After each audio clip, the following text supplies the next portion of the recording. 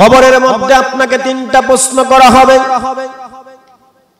এক নাম্বার প্রশ্ন হলো মান রব্বুকা, রব তোমার কে ছিল? তুমি সারাটা জীবন আল্লাহ আল্লাহ বলেছো, সন্ধ্যা সকাল বেলা সকাল সন্ধ্যায় তুমি জিকির করেছো। পৃথিবীর জমিনে আল্লাহর সঙ্গে শিরিক করার কারণে, আল্লাহ তাআলার সঙ্গে নাফরমান করার কারণে তুমি পৃথিবীর জমিন থেকে তুমি আল্লাহ নামটা মুখস্থ করেছো, ঠোঁটস্থ করেছো। এরপরে কবর জগতে এসে আল্লাহর নামটা তোমার মনে আসবে না। ফেরেশতা ডাক দিয়া বলবো, আল্লাহ তোমারে কোন গোলাম? মার রব্বুকা, এক নাম্বার প্রশ্ন করলাম রব তোমার কি, কিন্তু তোমার গোলাম তো পরিচয় দিতে পারে না। আল্লাহ রাব্বুল আলামিন বলেন, ও ফেরেশতা দুই নাম্বার প্রশ্ন করো। দুই নাম্বার প্রশ্ন করা হলো ওমান নাবিউকা, নবী তোমার কে? দুই নাম্বার প্রশ্ন করা হলো নবী তোমার কে? কিন্তু প্রশ্ন করলো, কিন্তু নবী সারা জীবন তুমি মিলাদ দিয়া কিয়াম দিয়া নবীকে ভালোবেসেছো, কিন্তু তোমার নবীর সুন্নাতটা পৃথিবীর জমিনে তুমি আমল করতে পারো নাই।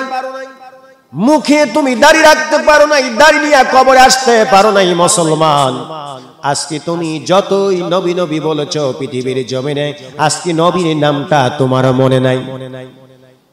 আল্লাহর নবী বলেছেন, قال النبي صلى الله عليه وسلم من أحب سنتي فقد أحبني ومن أحبني كان معي في الجنة।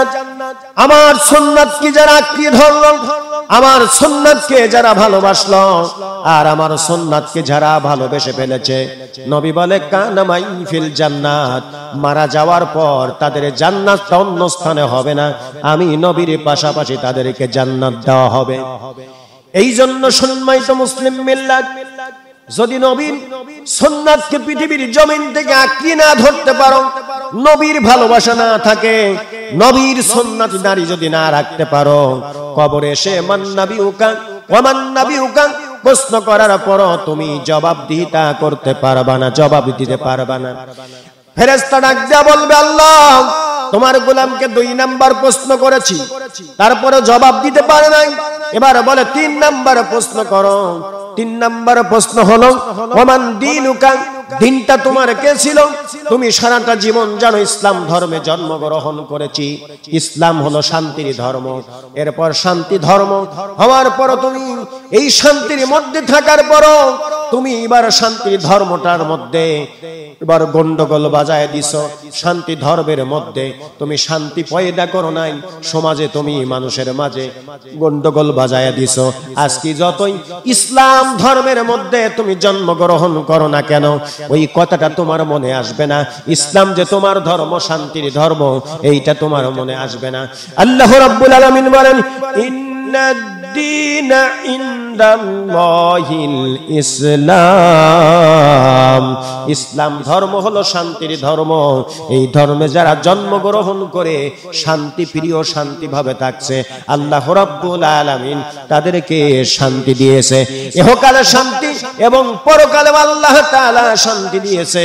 এই জন্য এই তিনটা প্রশ্নের জবাব যদি আমরা কবর জগতে দিতে চাই মুসলমান, এই তিনটা আমল পৃথিবীর জমিন থেকেই করতে হবে। তারপরে আপনি কবর জগতে গিয়ে এই তিনটা প্রশ্নের জবাব আপনি দিতে পারবেন।